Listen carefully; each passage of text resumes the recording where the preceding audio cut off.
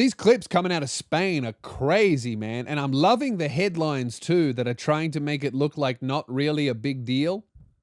All right. I saw a headline by the ABC and it said like hundreds of migrants illegally crossed the border into Spain. And then you watch like one video and it's like, that's thousands.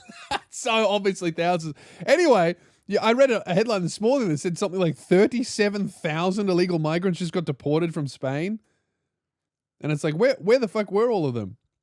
But also, like, all these people as well are going, oh my God, Europe's fallen. Look at what's happening to Spain. There's infinity Moroccans pouring into Spain and Spain's going to fucking die.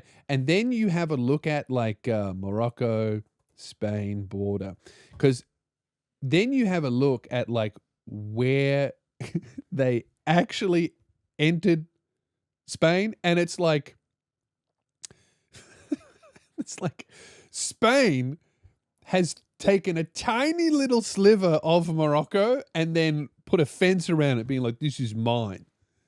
And then Morocco's there, and then the rest of Spain is separated. Like you got to take a fucking boat to get to this part of little tiny. It's like if a different country. It's like Tasmania, but if Tasmania was landlocked and then New Zealand took it and was like, that's New Zealand, and then we were like, I'm pretty sure that's Australia. Like that's what it. I'm not saying that they should be allowed to go there and fucking flood the border and smash up cars and break into homes, which is what they've been doing. But it is hilarious to see everyone like fear-mongering. Oh my God, Spain has fallen. And it's like, well, look, this tiny little sliver of what is kind of almost certainly supposed to be Morocco anyway, that was taken by Spain, has now been flooded by migrants. You know, like Spain wasn't even looking after it properly. They like took that piece of Morocco many years ago, and they were like, oh, they'll never want it back.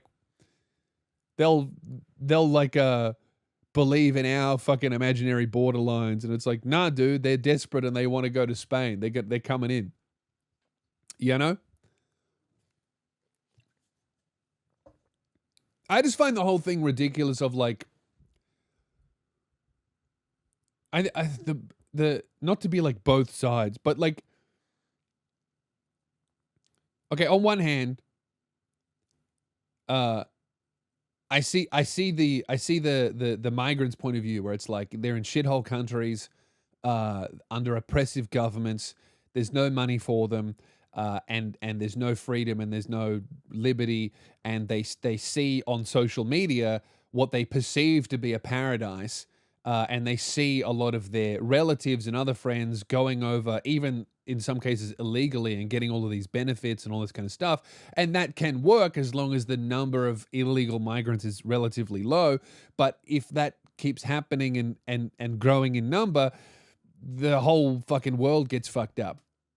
And the only response that protects everybody is to just remove everyone who's not supposed to be there, because otherwise no one has a country anymore.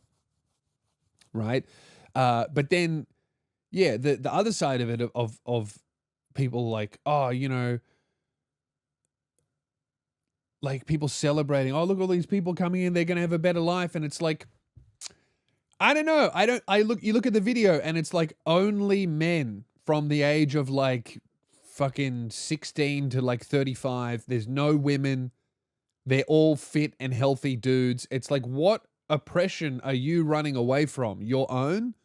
The oppression that you are a part of? You know what I mean? It's like if you, I don't know. I just feel like young, fit, able-bodied men, if they want a better life, they got to build it for themselves. That's Earth. And I think that other countries have a very big responsibility to help people from impoverished nations. I truly believe that. I don't think the best way to help those people from impoverished nations is to take the most fit, able-bodied, intelligent, and educated people out of those countries and then take them from it for ourselves.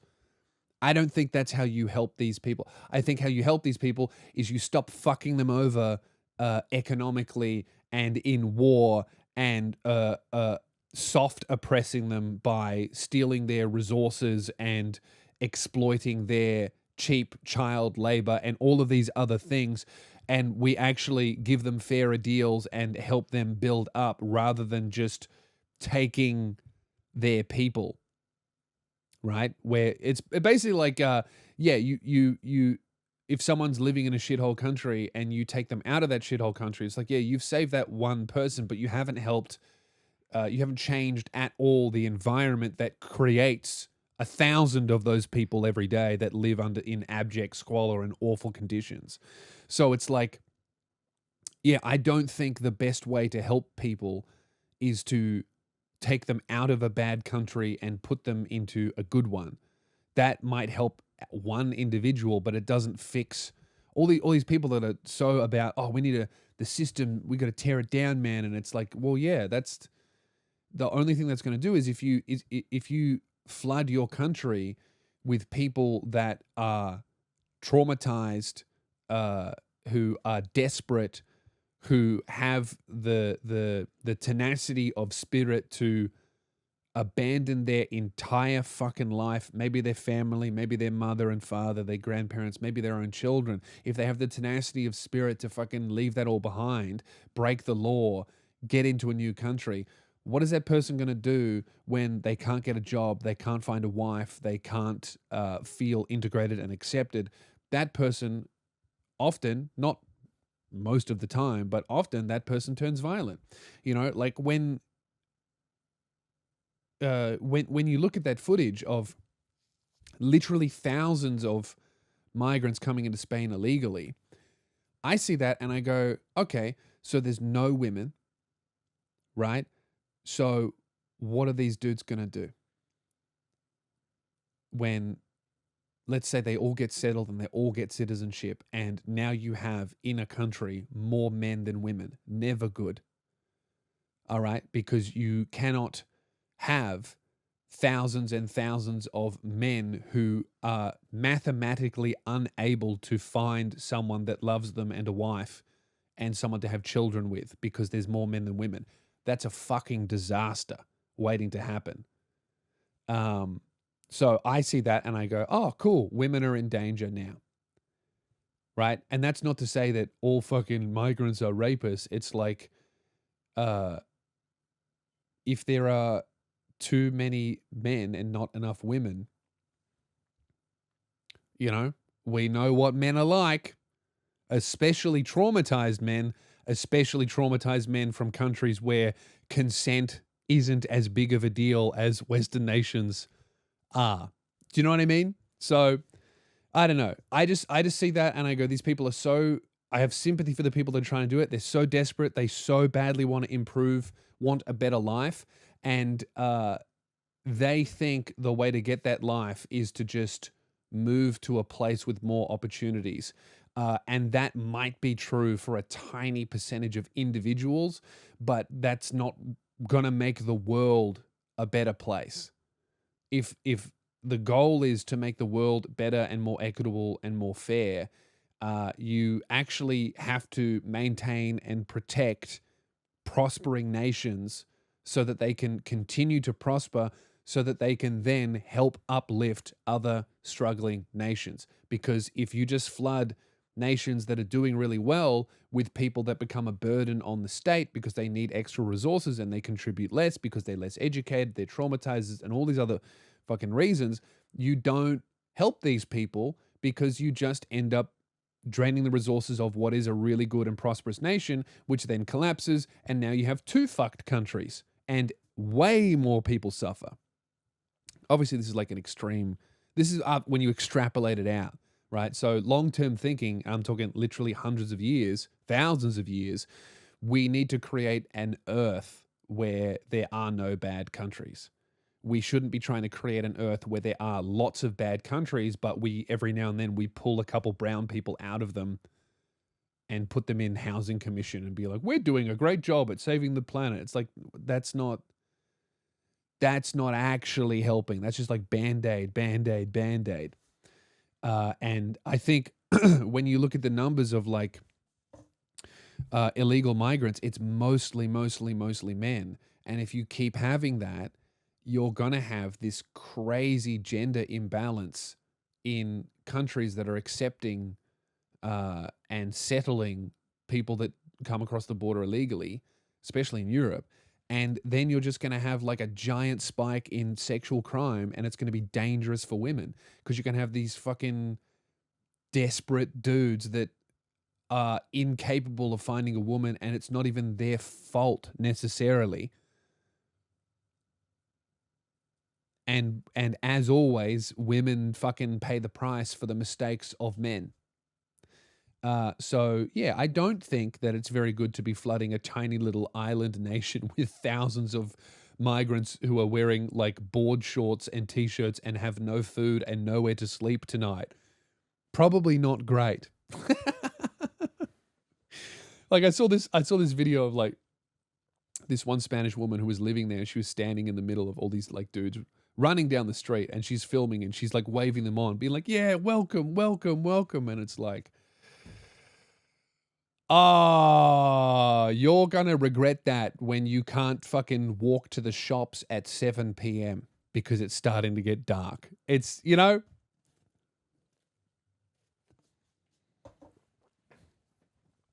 But that said, when you look at like Cruit or whatever, what was called Cruit? I am Cruit or Ceuta.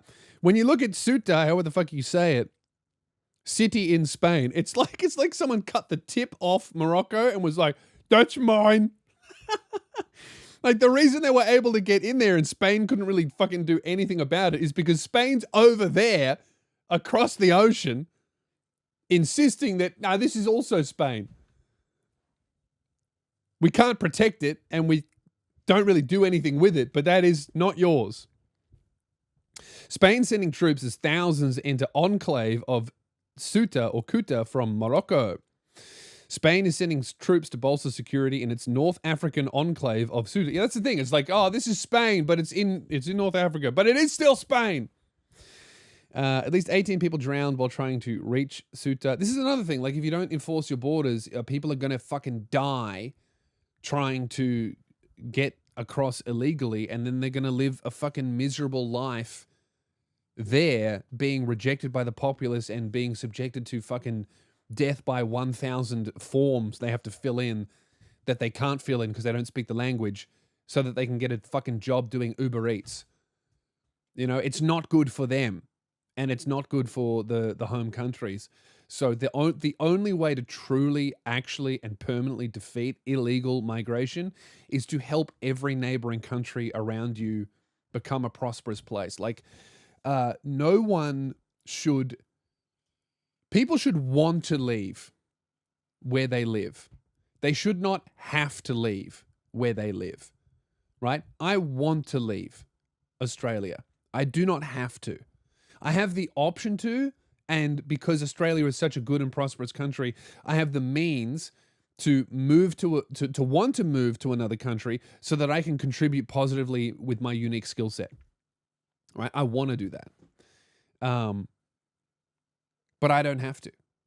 And I think that's what every single country should be, is they should have their own culture and their own economy, and they should have their own thriving network of people and families. Every country should be good. And every country can be good. But if there are a lot of really good countries and a lot of really fucking shithouse countries, there are going to be hundreds of millions, billions of people that are absolutely desperate to escape where they live because they have to. Because they live in a bad place and they have a bad experience. So all these people that are like, we need to save migrants and we need to let them all in. It's like, that's crazy because you're going to ruin your own country if you don't limit it. But then all the other people are like, nah, these fucking people are animals, need to keep them out, and they live from shithole countries and fuck them all. Like, those people are also crazy because it's like, if you don't solve the problem of this place is a bad place to live and raise children in, and there are no jobs and there's no economy, if you can't help solve that, if that's your neighbor's going to want to keep flooding in, and it'll never stop. So yeah, you got to do both. You got to enforce your borders really, really well, and you got to help your neighbor really, really well. And I think both instincts are correct and completely misapplied.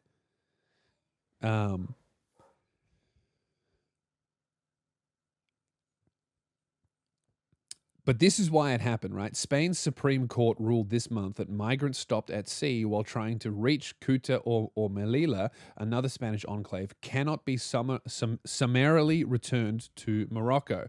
See, that's the thing. If you can't send people back, word spreads. And then they go, cool. Free housing and accommodation. Like, really, if I live in a violent, dangerous place and I've got no job, I've got no kids, I got nothing, I would rather live in a jail in a first world country. Why wouldn't I? Of course I would. That's better than toiling in a fucking desert and maybe getting beheaded because there's some sort of fucking tribal warfare going on. Absolutely. That's an easy one. Spain's Interior Ministry accused human trafficking networks of exploiting that to encourage the flow of undocumented migrants. The armed forces will reinforce the civil guard in the exercise of its powers and any others that may be necessary to maintain security in the city of Ceuta. In a later statement, the ministry said it was working closely with Morocco to ensure the return of all people who crossed into its territory as soon as possible. Ceuta on Morocco's northern coast. This is why, I don't know, but again, it's like, this is why it's also funny. It's like Spain has just stolen this piece of Morocco. When did they get it? All right. Again, this is the Spearhead Sundays podcast. I say shit. Okay. When did Spain take Ceuta? 1580. Okay. Well, look. It was officially a Spanish territory in 1668. Okay, well, look, it's been Spain for a while. It has been Spain for a few people in a row. So, you know, can you swim from Morocco to Ceuta? You can swim from Morocco to Ceuta covering a distance of about 3 to 5 kilometers. Oh, easy. I could do that in like 40 minutes.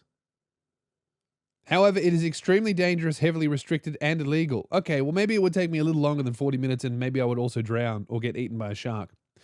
It usually takes 2 or more hours of continuous swimming, depending on currents and weather. Okay, so maybe I would die.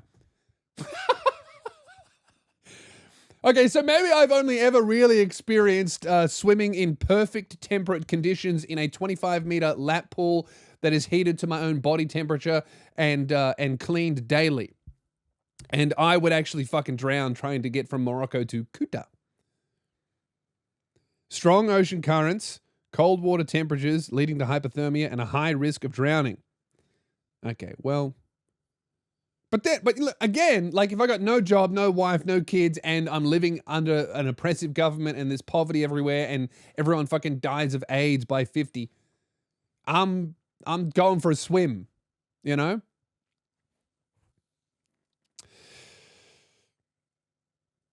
Pictures and videos shared online appeared to show rocks being thrown across border gates and thousands of young migrants sleeping on the streets. This is the thing, like these people, if you don't enforce your borders properly, this happens, and then the people that do come in have a fucking terrible life. It's like, yay, now I get to be homeless in Spain. You know? I was watching dudes come over in like they lost their thongs. They've got a singlet and shorts. They're like 17 years old. They don't speak the language and they have no skills. Cool. Welcome to a better life. You get to be fucking homeless until, I don't know, you can get employed as an Uber Eats driver. And that's it. You're now like an imported fucking digital slave. That's not a better life for these people. The breach prompted Italy's government to say it was considering extraordinary measures, including closing the open border Schengen agreement with Spain. Italy and Spain do not share a land border, so Italy would likely need to get other European countries on board to be able to enforce this. The number of migrants attempting to reach the Spanish enclave of Ceuta has been rising for several days. Then, on Thursday, thousands of people slid down concrete embankments into the sea in order to swim around the jetty that marks the border. On the Spanish side, the beaches were soon covered in rubber rings and flippers. While some migrants were celebrating their arrival, more than a dozen drowned trying. That's pretty good for thousands of people. Only like a dozen? The migrant reception centers are overwhelmed, and the local authorities have accused Madrid of being too slow to react. Anything else? Yeah, and the photos are just fucking crazy. Just men milling about in shorts with nowhere to sleep. I've seen videos of dudes just trying to smash their way into random residential apartments. Really fucking scary.